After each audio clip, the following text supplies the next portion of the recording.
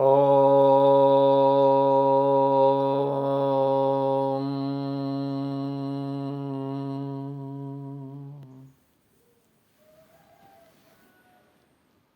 దివ్యాత్మస్వరూపులారా, భగవద్గీత రహస్యం సనాతన ధర్మం గురించి సామాన్యులకు అర్థమయ్యే రీతిలో మనం అనేక విషయాలు చర్చించుకుంటూ తెలియజేస్తున్నాం, తెలుసుకుంటున్నాం. ఇదే పద్ధతిలో నేడు మనస్సు గురించి, మానసిక తపస్సు గురించి తెలుసుకుందాం. మనః ప్రసాద సౌమ్యత్వం మౌనమాత్మ వినిగ్రహ భావ సంశుద్ధిరిత్యేతత్తపో మానసముచ్యతే.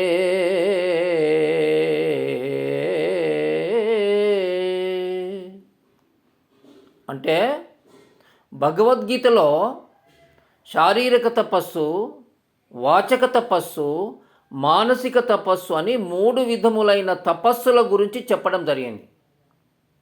అందులో నేడు మానసిక తపస్సు గురించి ఈ శ్లోకం మనం చదువుకున్నాం. అంటే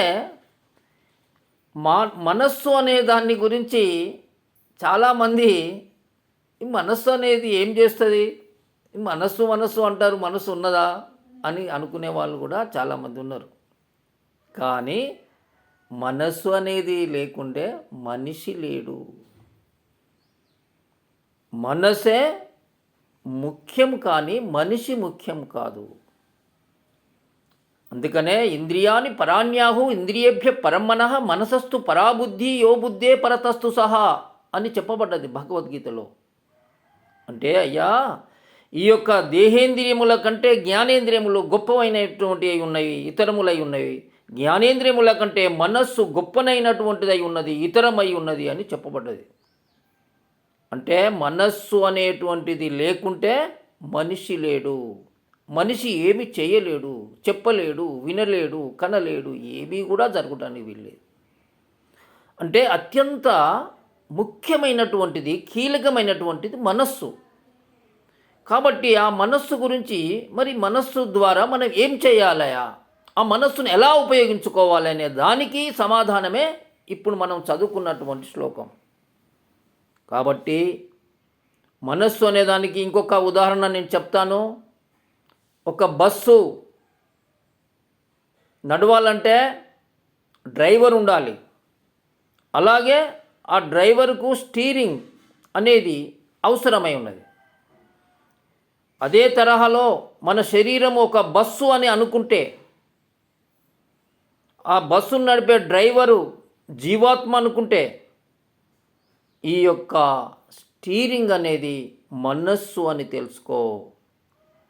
స్టీరింగ్ అనేటువంటిది లేకుండా బస్సు ముందుకు కానీ, వెనుకకు కానీ, పక్కకు కానీ నడచడానికి ఎలా అవకాశం లేదో, అదే ప్రకారంగా ఈ మనస్సు అనేటువంటిది లేకుండా, మానసికమైన చైతన్యం లేకుండా ఏమీ జరగటానికి వీల్లేదు. కాబట్టి అత్యంత విలువైనటువంటిది మనస్సు.